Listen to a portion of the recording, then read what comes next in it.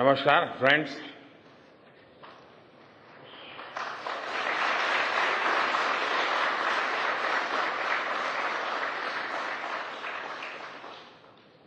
आप सभी के बीच आकर आज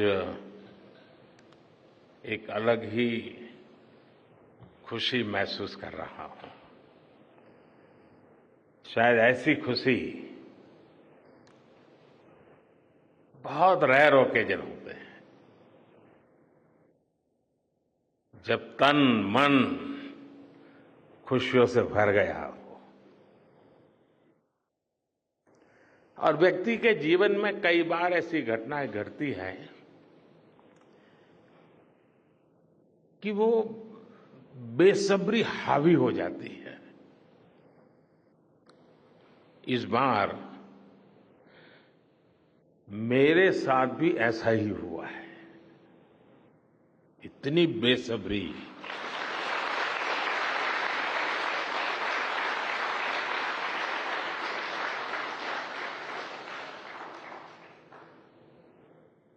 मैं साउथ अफ्रीका में था, फिर ग्रीस का कार्यक्रम था तो वहां चला गया, लेकिन मेरा मन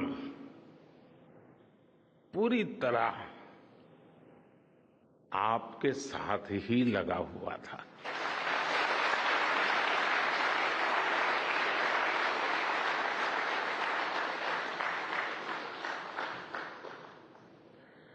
लेकिन कभी कभी लगता है कि मैं आप लोगों के साथ अन्याय कर देता हूं।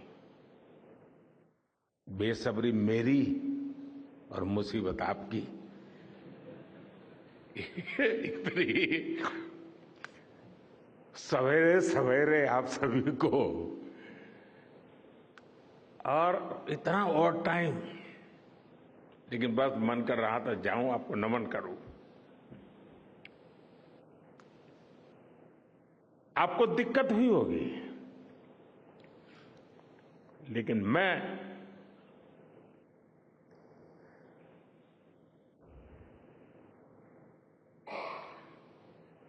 भारत में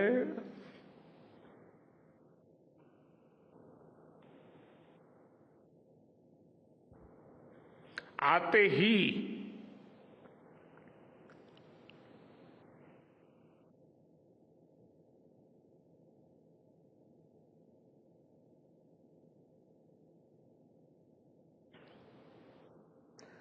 जल्द से जल्द आपके दर्शन करना चाहता था।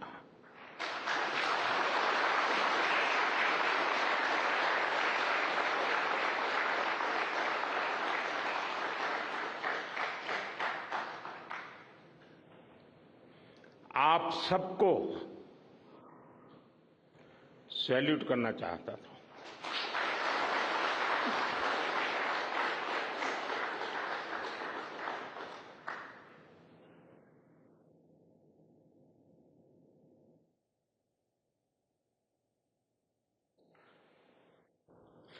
सैल्यूट आपके परिश्रम को, सैल्यूट आपके धैर्य को, सैल्यूट आपकी लगन को, सैल्यूट आपकी जीवटता को, सैल्यूट आपके जज्बे को।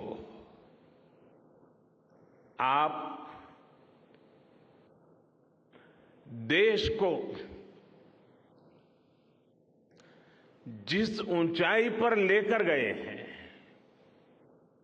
ये कोई साधारण सफलता नहीं है।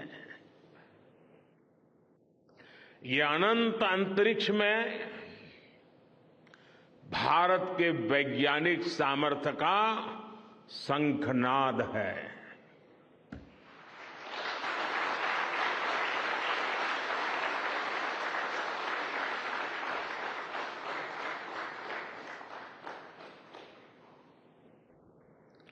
India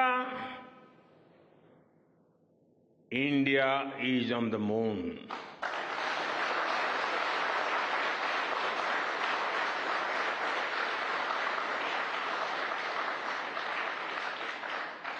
We have our national pride placed on the moon.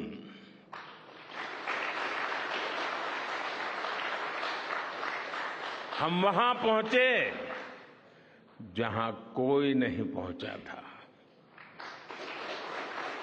हमने वो किया जो पहले कभी किसी ने नहीं किया था। ये आज का भारत है, निर्भीक भारत, जुझारू भारत।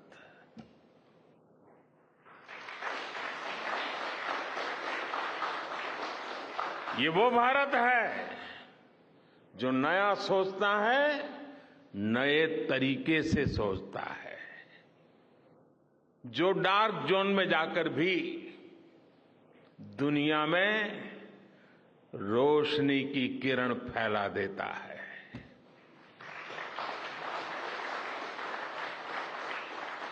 21वीं सदी में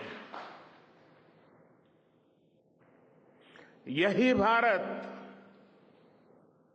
दुनिया की बड़ी बड़ी समस्याओं का समाधान करेगा। मेरी आंखों के सामने 23 अगस्त का वो दिन, वो एक एक सेकंड बार बार घूम रहा है। जब टचडाउन कंफर्म हुआ तो जिस तरह यहां इसरो सेंटर में पूरे देश में लोग उछल पड़े, वो दृश्य कौन भूल सकता है। कुछ स्मृतियां अमर हो जाती है। वो पल अमर हो गया। वो पल इस सदी के सबसे प्रेरणादायी क्षणों में से एक है। हर भारतीय को लग रहा था कि विजय खुद महसूस करता था। हर भारतीय को लग रहा था कि जैसे वो खुद एक बड़े एग्जाम में पास हो गया है। आज भी बधाइयां दी जा रही हैं, संदेश दिए जा रहे हैं, और ये सब मुमकिन बनाया है आप सबने, आपने।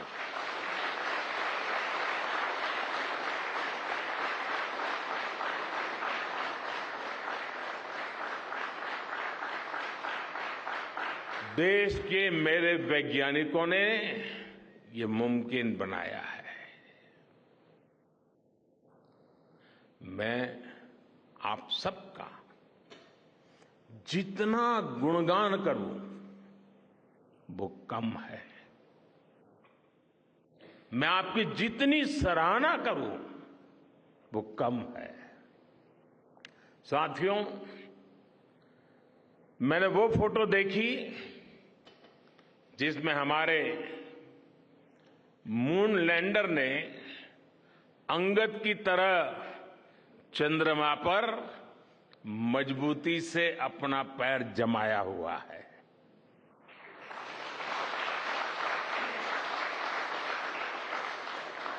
एक तरफ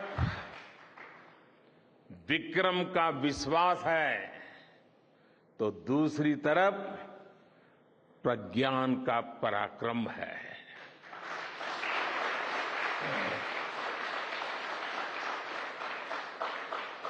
हमारा प्रज्ञान लगातार चंद्रमा पर अपने पद चिन्ह छोड़ रहा है। अलग अलग कैमरों से ली गई जो तस्वीरें अभी रिलीज हुई और मुझे देखने का सौभाग्य मिला, वो अद्भुत है। मानव सभ्यता में पहली बार धरती के लाखों साल के इतिहास में पहली बार उस स्थान की तस्वीर मानव अपनी आंखों से देख रहा है और ये तस्वीर दुनिया को दिखाने का काम भारत ने किया है।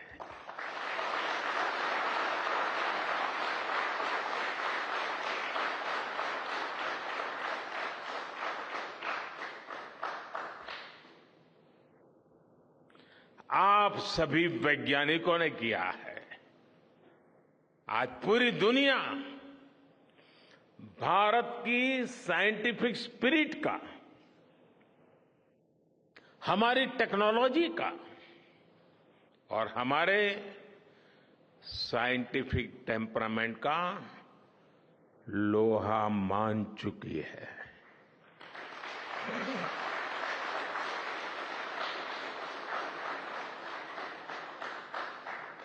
चंद्रयान महाअभियान सिर्फ भारत की नहीं बल्कि पूरी मानवता की सफलता है।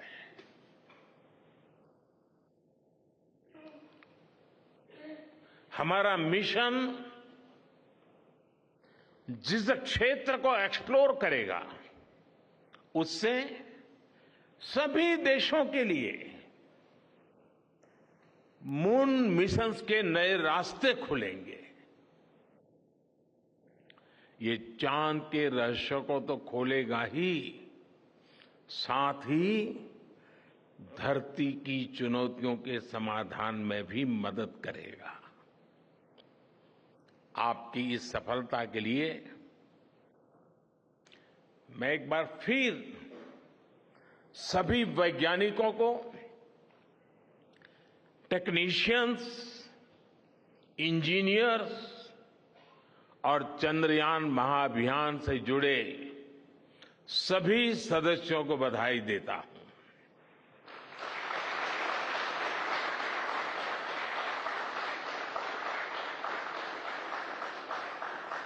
मेरे परिवारजनों, आप जानते हैं कि स्पेस मिशंस के टच डाउन पॉइंट को एक नाम दिए जाने की वैज्ञानिक परंपरा है।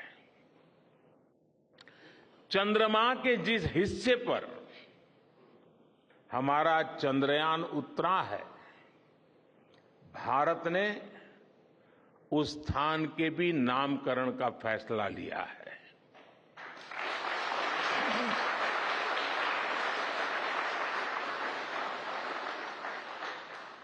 जिस स्थान पर चंद्रयान 3 का मून लैंडर उतरा है, अब उस पॉइंट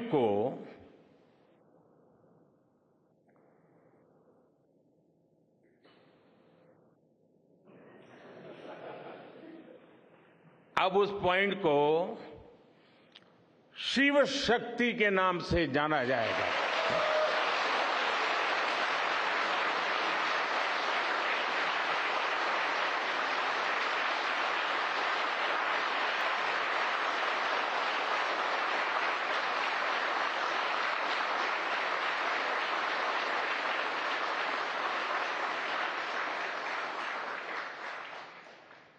शिव में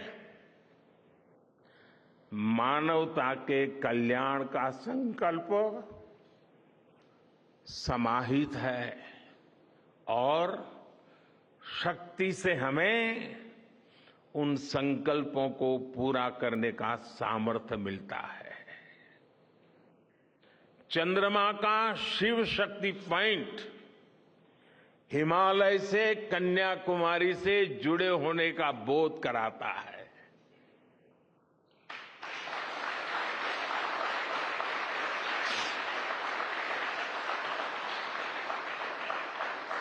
हमारे ऋषियों ने कहा है, येन कर्माण्य पशो मनीषिणो यज्ञे कुण्वन्ति विद्येषु धीरः यत्पूर्व यक्ष्मन्तः प्रजानां तन्मे मनः शिव संकल्पम अस्तु। अर्थात जिस मन से हम कर्तव्य कर्म करते हैं, विचार और विज्ञान को गति देते हैं, और जो सबके भीतर मौजूद है, वो मन शुभ और कल्याणकारी संकल्पों से जुड़े।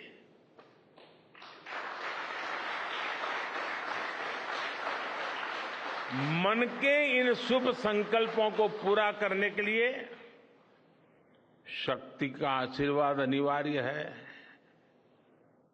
और ये शक्ति हमारी नारी शक्ति है।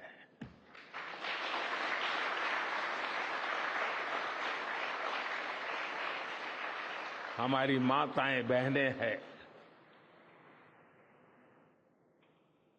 हमारे यहां कहा गया है, सृष्टि स्थिति विनाशानां शक्ति भूते सनातनी।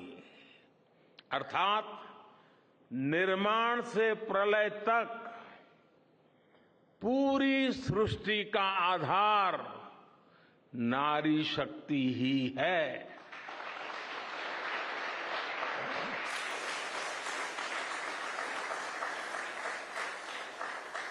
आप सबने देखा है, चंद्रयान 3 में देश ने, हमारी महिला वैज्ञानिकों ने, देश की नारी शक्ति ने कितनी बड़ी भूमिका निभाई है। चंद्रमा का शिव शक्ति पॉइंट सदियों तक भारत के इस वैज्ञानिक और दार्शनिक चिंतन का साक्षी बनेगा।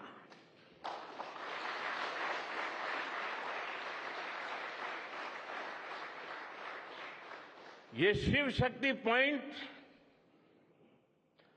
आने वाली पीढ़ियों को प्रेरणा देगा कि हमें विज्ञान का उपयोग मानवता के कल्याण के लिए ही करना है। मानवता का कल्याण, यही हमारा सुप्रीम कमिटमेंट है। साथियों, एक और नामकरण काफी समय से लंबित है। 4 साल पहले जब चंद्रयान 2 चंद्रमा के पास तक पहुंचा था, जहां उसके पदचिन्ह पड़े थे, तब ये प्रस्ताव था कि उस स्थान का नाम तय किया जाए। लेकिन उन परिस्थितियों में निर्णय लेने के स्थान पर हमने प्रण लिया कि जब चंद्रयान 3 सफलतापूर्वक चांद पर पहुंचेगा, तब हम दोनों पॉइंट का नाम एक साथ रखेंगे।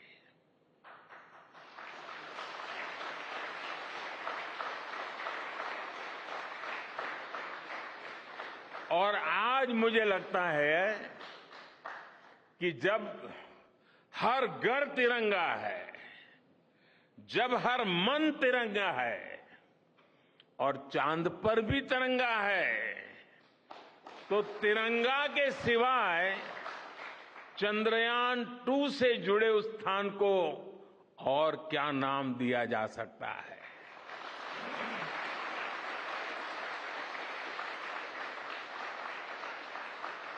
इसलिए चंद्रमा के जिस स्थान पर चंद्रयान 2 ने अपने पदचिन्ह छोड़े हैं, वो पॉइंट अब तिरंगा कहलाएगा।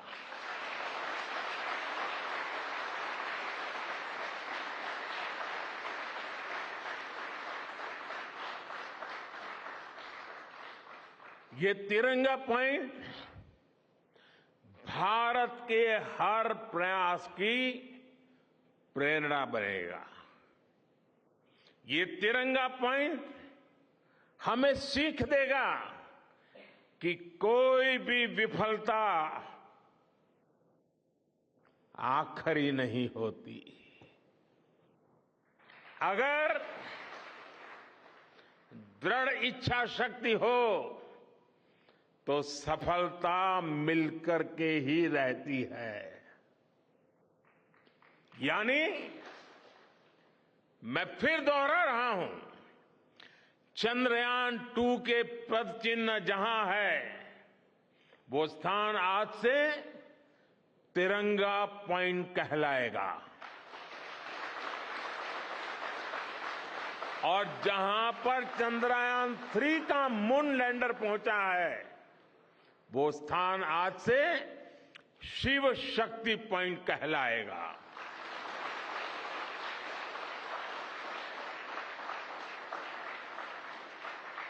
साथियों,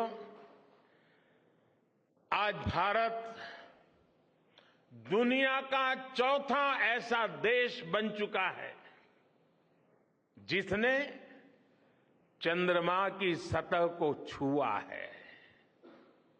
ये सफलता तब और अधिक बड़ी हो जाती है जब हम ये देखते हैं कि भारत ने अपनी यात्रा कहां से शुरू की थी। एक समय था जब भारत के पास जरूरी तकनीक नहीं थी, सहयोग भी नहीं था। हमारी गिनती थर्ड वर्ल्ड यानी थर्ड रॉ में खड़े देशों में होती थी। थर्ड वर्ल्ड थर्ड रॉ में खड़े हुए लोगों में होती थी।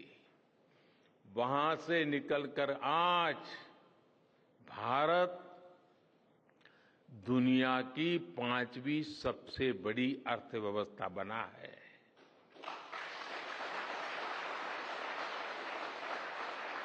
आज ट्रेड से लेकर टेक्नोलॉजी तक भारत की गिनती पहली पंक्ति यानी फर्स्ट रॉ में खड़े देशों में हो रही है। यानी थर्ड रॉ से फर्स्ट रॉ तक इस यात्रा में इसरो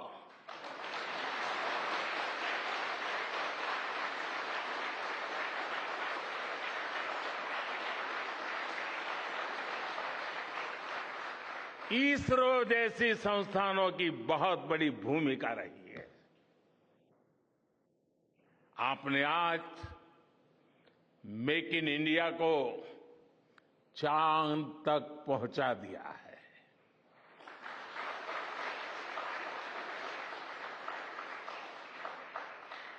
मेरे परिवारजनों, मैं आज आपके बीच आकर विशेष तौर पर देशवासियों को आपकी मेहनत के बारे में बताना चाहता हूं।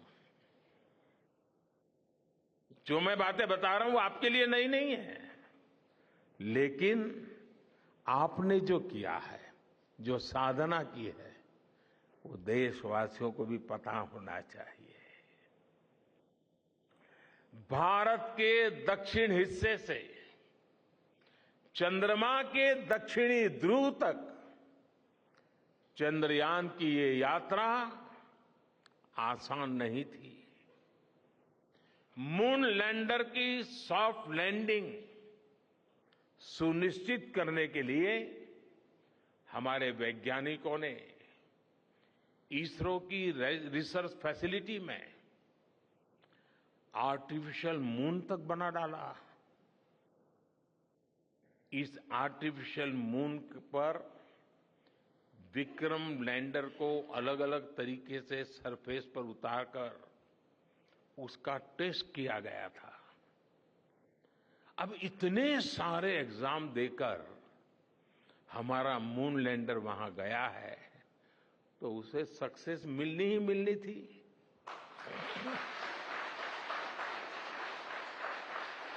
साथियों, आज जब मैं देखता हूं कि भारत की युवा पीढ़ी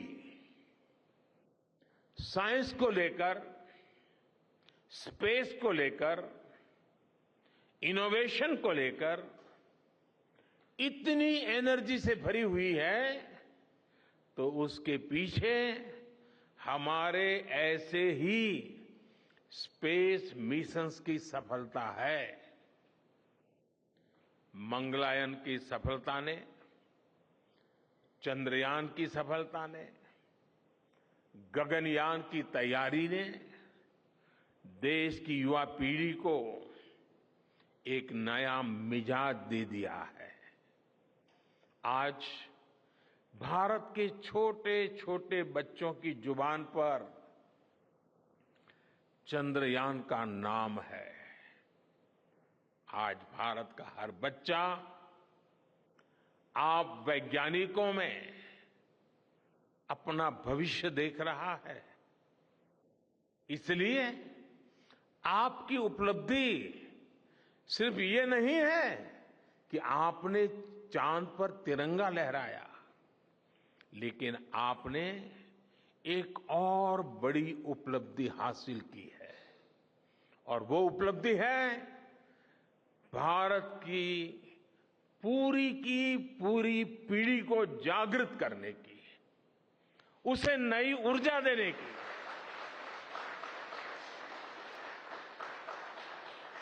आपने एक पूरी पीढ़ी पर अपनी इस सफलता की गहरी छाप छोड़ी है। आज से कोई भी बच्चा रात में जब चंद्रमा को देखेगा तो उसको विश्वास होगा कि जिस हौसले से मेरा देश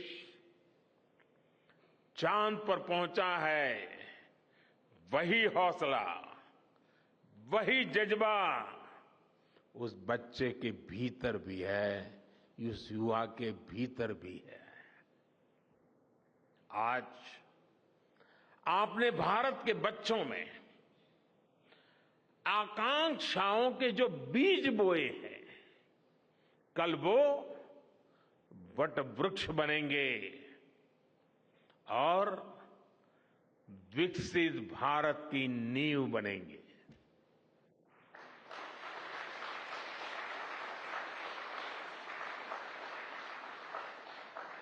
हमारी युवा पीढ़ी को निरंतर प्रेरणा मिलती रहे, इसके लिए एक और निर्णय लिया गया है। 23 अगस्त को जब भारत ने चंद्रमा पर तिरंगा फहराया, उस दिन को अब हिंदुस्तान नेशनल स्पेस डे के रूप में मनाया जाएगा।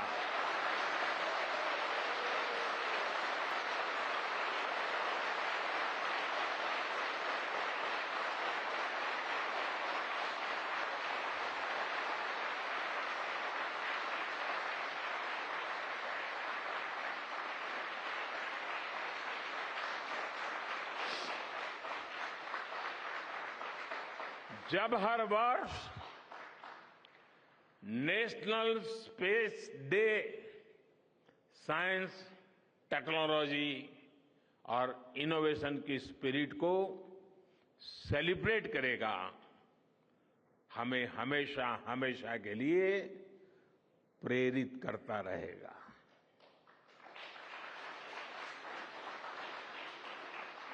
मेरे परिवारजनों, आप भी जानते हैं कि स्पेस सेक्टर का जो सामर्थ्य है, वो सैटेलाइट लॉन्च करने या अंतरिक्ष की खोज से कहीं ज्यादा बड़ा है। स्पेस सेक्टर की एक बहुत बड़ी ताकत है जो मैं देखता हूं वो है ईज ऑफ लिविंग और ईज ऑफ गवर्नेंस। आज देश में स्पेस एप्लीकेशंस को गवर्नेंस के हर पहलू से जोड़ने की दिशा में बहुत बड़ा काम हुआ है। आप लोगों ने जब मुझे प्रधानमंत्री के रूप में काम का दायित्व दिया तो प्रधानमंत्री बनने के बाद मैंने भारत सरकार के जॉइंट सेक्रेटरी लेवल के ऑफिसर्स की स्पेस साइंटिस्ट के साथ एक वर्कशॉप करवाई थी और इसका मकसद ये था कि गवर्नेंस में, शासन व्यवस्था में ट्रांसपेरेंसी लाने में स्पेस सेक्टर की ताकत का ज्यादा से ज्यादा इस्तेमाल कैसे करें। तब किरण जी शायद हम लोगों के साथ काम करते थे।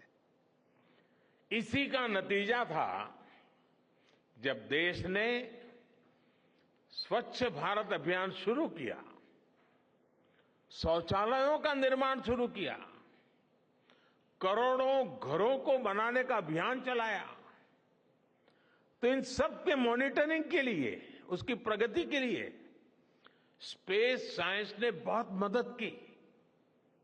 आज देश में दूर दराज के इलाके में एजुकेशन, कम्युनिकेशन और हेल्थ सर्विसेज पहुंचाने में स्पेस सेक्टर की बहुत बड़ी भूमिका है। इन दिनों आजादी के अमृत महोत्सव के निमित्त जो जिले जिले में अमृत सरोवर बन रहे हैं, उसका भी टैगिंग, उसके भी मॉनिटरिंग स्पेस के द्वारा ही हो रही है। बिना स्पेस टेक्नोलॉजी के हम टेलीमेडिसिन और टेली एजुकेशन की कल्पना तक नहीं कर सकते। स्पेस साइंस ने देश के रिसोर्सेज के ऑप्टिमम यूटिलाइजेशन में भी बहुत मदद की है। हमारे देश के एग्रीकल्चर सेक्टर को ताकत देने में, मौसम का अनुमान लगाने में स्पेस सेक्टर जो मदद करता है वो देश का हर किसान जानता है। आज वो देख लेता है अपने मोबाइल पर अगले सप्ताह मौसम का क्या हाल है। देश के करोड़ों मछुआरों को आज नाविक सिस्टम से जो सटीक जानकारी मिल रही है वो भी आप ही की देन है। आज जब देश में बाढ़ आती है, कोई प्राकृतिक आपदा आती है, भूकंप आता है, तो हालात की गंभीरता का पता लगाने में आप सबसे पहले आगे आते हैं। जब साइक्लोन आता है तो हमारी सैटेलाइट्स उसका सारा रूट बताती हैं, सारी टाइमिंग बताती हैं और लोगों की जान भी बचती है, संपत्ति भी बचती है। और सिर्फ साइक्लोन के कारण जो संपत्ति बचती है ना, उसका अगर जोड़ लगा दें तो आज स्पेस का जो खर्चा है उससे वो ज्यादा हो जाता था।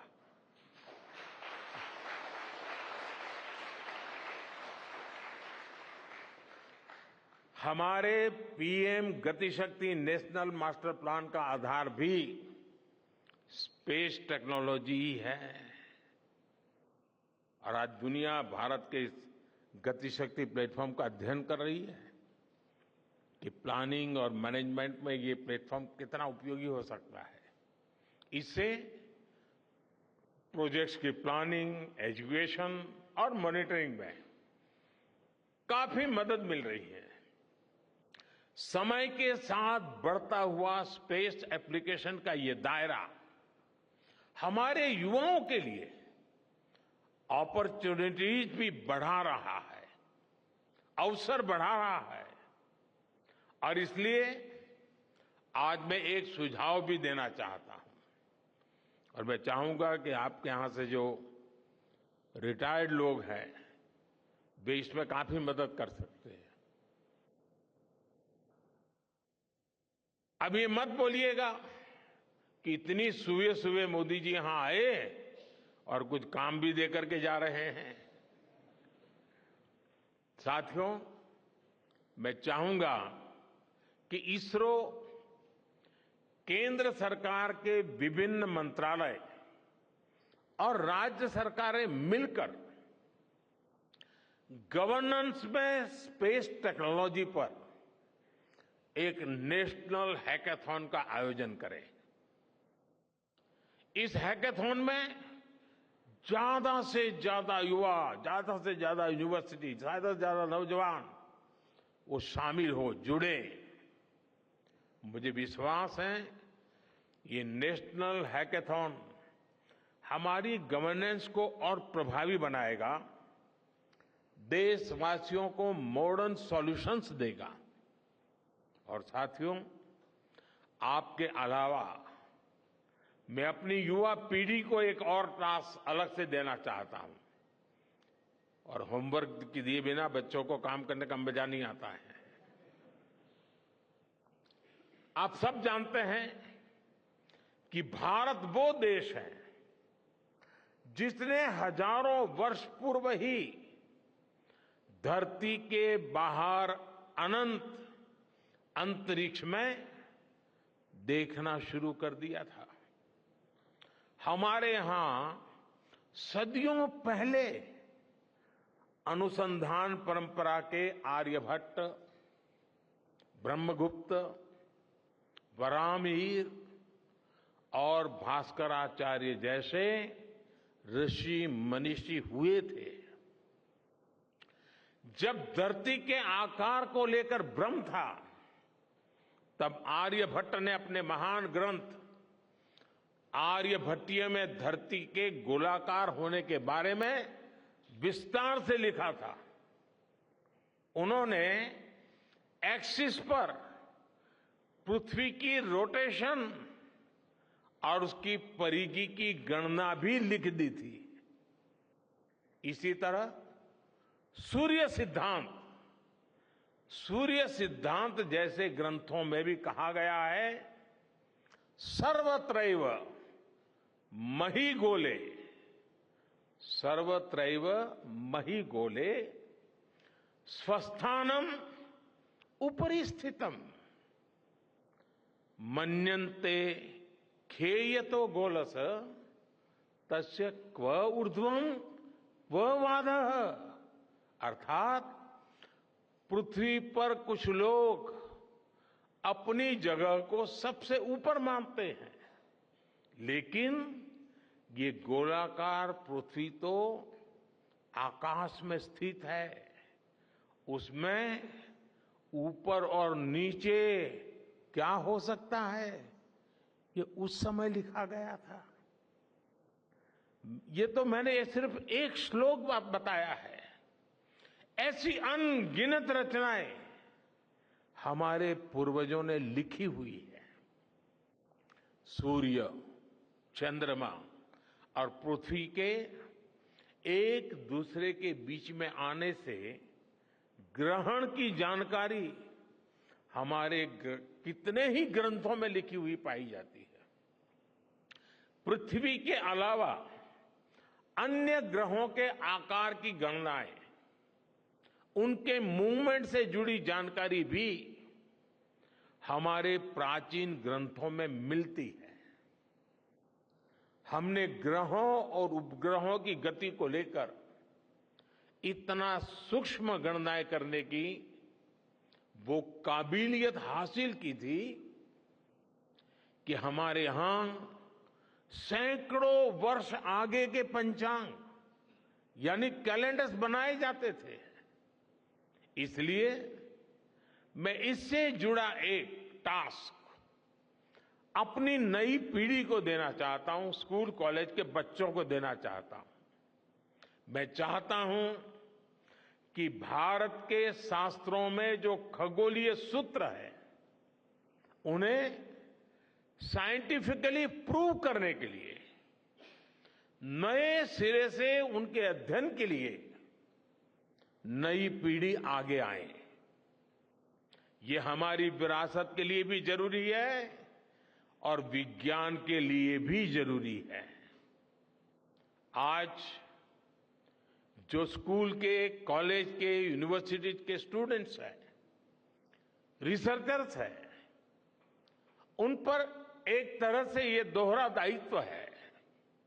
भारत के पास विज्ञान के ज्ञान का जो खजाना है वो गुलामी के लंबे कालखंड में दब गया है, छिप गया है। आजादी के इस अमृत काल में हमें इस खजाने को भी खंगालना है, उस पर रिसर्च करनी है और दुनिया को भी बताना है। दूसरा दायित्व ये कि हमारी युवा पीढ़ी को आज के आधुनिक विज्ञान, आधुनिक टेक्नोलॉजी को नए आयाम देने हैं।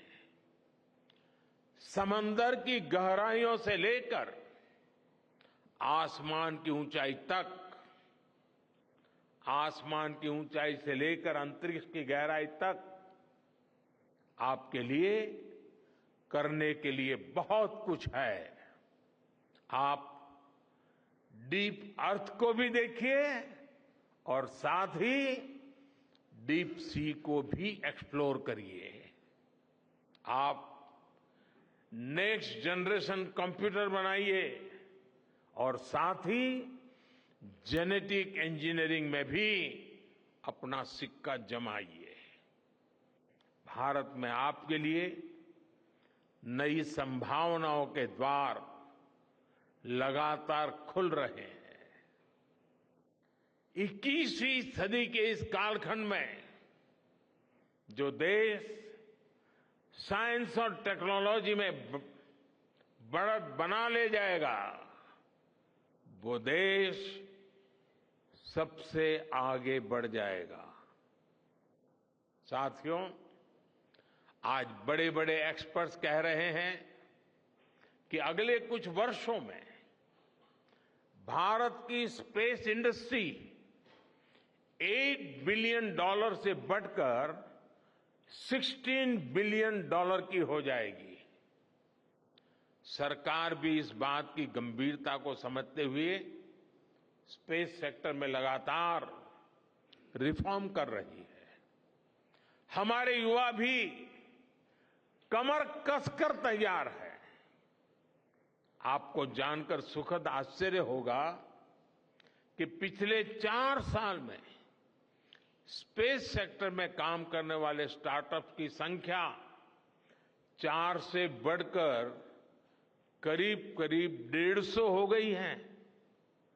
हम कल्पना कर सकते हैं कि अनंत आकाश में कितनी अनंत संभावनाएं भारत का इंतजार कर रही हैं। वैसे कुछ दिन बाद 1 सितंबर से माईगॉव हमारे चंद्रयान मिशन को लेकर बहुत बड़ा क्विज कंपटीशन लॉन्च करने वाला है। हमारे देश के स्टूडेंट्स इससे भी शुरुआत कर सकते हैं। मैं देश भर के स्टूडेंट से आग्रह करूंगा कि आप सभी बड़ी संख्या में इससे जुड़े। मेरे परिवारजनों, देश की भावी पीढ़ी को आपका मार्गदर्शन बहुत आवश्यक है। आप जो इतने सारे इंपॉर्टेंट मिशंस पर काम कर रहे हैं, वो आने वाली पीढ़ी ही आगे ले जाने वाली है। आप उन सभी के रोल मॉडल हैं। आपकी रिसर्च और आपकी वर्षों की तपस्या, मेहनत ने साबित किया है कि आप जो ठान लेते हैं वो आप करके दिखाते हैं। देश के लोगों का विश्वास आप पर है। और विश्वास कमाना छोटी बात नहीं होती है दोस्तों। आपने अपनी तपस्या से विश्वास कमाया है।